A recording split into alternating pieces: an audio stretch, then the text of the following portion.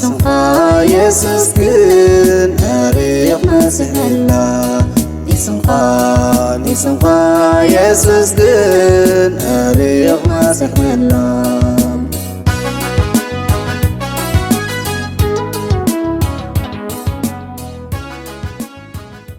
أم እግዚአብሔር ምስኩል ለሃትኩም ይሆን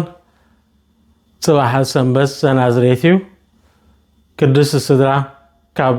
ስደት ግብጽ ይስተመልሰትሉ ዕለት እንዝክረሉ እንሰንተነሉ ነው አነ ግን ኣብ ወንጌል ዮሐንስ ቀዳማይ ምዕራፍ ፍቅድ 29 ዮሐንስ ንመድኃኒና ጎይታና ኢየሱስ ክርስቶስ በማዕዶ ክመጽእ ከሎ ንዝበሎ ናው ክነስተንትኒና ዮሐንስ ከምቶም ሊቀ ካህናት ኣብ ቤተ መቅደስ ክነብር ዝነበረ ዘይኮነሲ ነቲ ውሕስ ቦታ ገዲፉ ነበረኻ ዝወፀ ዝምገቦ ኸኣ መሪፁ ዘይኮነስ እግዚአብሔር ዘሰናደወሉ መግቢ መሮር ዝምገቢ ነይሩ ክርስቶስ ናብኡ ክመጽእ ከሎ ምስራኤ ሓንቲ እሞ ንዘለዓለም እትሻገር ንዓና ኸኣ ዘሳገረትና ቃል ይዛረብ እነሆ ኃጢአት ዓለም ዝድምስስ በግ እግዚአብሔር ይብል ነቲ ኃጢአት ዓለም ዝድምስስ ክንጥምትን ነቶም ዕረፍት ዝሰኣኑ ዕረፍት ዝህብ ክንጥምት ዕረፍትና ዝኾነ ጎይታና መድኃኒና ኢየሱስ ክርስቶስ ናብኡ ክንጥምት ይዕድመና ዘለናዮ ዘመን ግን ዘይስተውዕል ህውኽ ነቲ ዝደልዮ ጥራሕ ዝጥመት እቲ ዝጥምቶ ኸኣ ንዕኡ ኣቓልቡ ጥራሕ ዝሰሓቦ የዕንትና ስክሮሊን ምግባር ዝለመዳ ኣብ ሞባይልን ኣብ ሶሻል ሚዲያን ስክሮሊን ምግባር ዝለመደ እምነት ግን መድኃኒና ኣቓልቦና ምሰሓበ ዝጅምር ቅዱስ ወንጌል ንክርስቶስ ሲልና ዝኾነ ነገር ቅድሚ ምግባርና ኣቐዲምና ናብ ክርስቶስ ክንጥመት ዝዕድመና ዮሐንስ መድኃኒና በጊዕ እግዚአብሔር ኢሉ የለልዮ እዚ ምስሊ እዚ ኣዝዩ ከቢድ ትርጉም ዝሓዘለ እዩ በጊዕ ፋሲካ ኣብ ናይ ህዝቢ እስራኤል ኣብ ምድረ በዳ ሓራ ዘውፅኦም እዩ ካብ ባርነት ምስ ወፁ መስዋእቲ ዘሕረርዎ እዩ መዓልታዊ ንኻሕሲ ኃጢአት ህዝቢ ኣብ ቤተ መቅደስ ዝስውእዎ እዩ ዮሐንስ ግን ካብ ዝፍልይ ዝበለ ሱር ነቀላዊ ሓሳብ ይውስኸሉ ኃጢአት ዓለም ዝድምስስ ይብል ኃጢአት ዝሽፍን ኣይኮነን ሓኺኹ ዝኣልዮ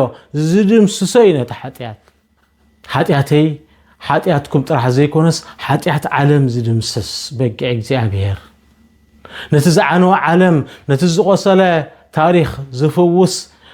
ነቲ ዝወረስናዮ ኃጢአት ዝድምስስ እዩ ነቲ በሰላሕታ ኣብ ውሽጥና ዘሳቀየና እውን ዝድምስስ እዩ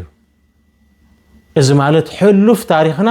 ዝሓለፈ ታሪኽና መወዳእታ ቃል የብሉን ድኻምነትና መንነትና ኣይኮነን ፍጹም ሕንከትና ሽምና ኣይኮነን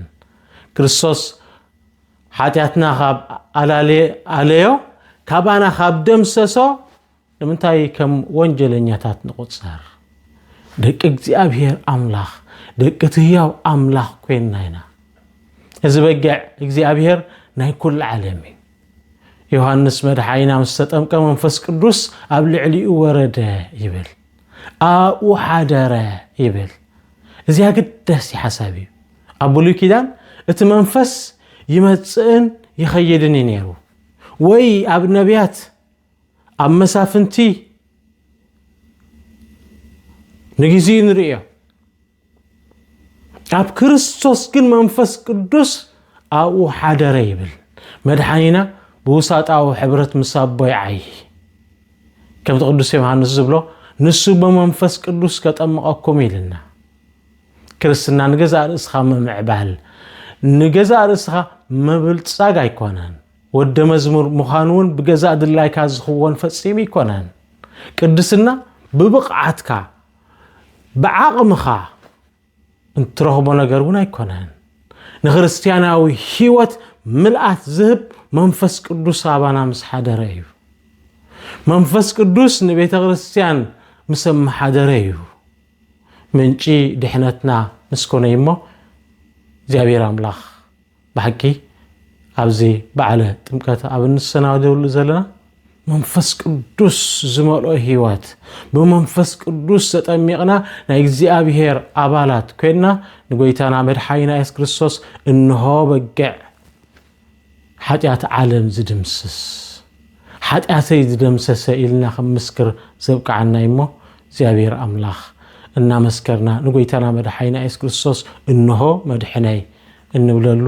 ካብ ድቃስና እንበራበረሉ ኃይልን ብርታዕን يهابنا آمين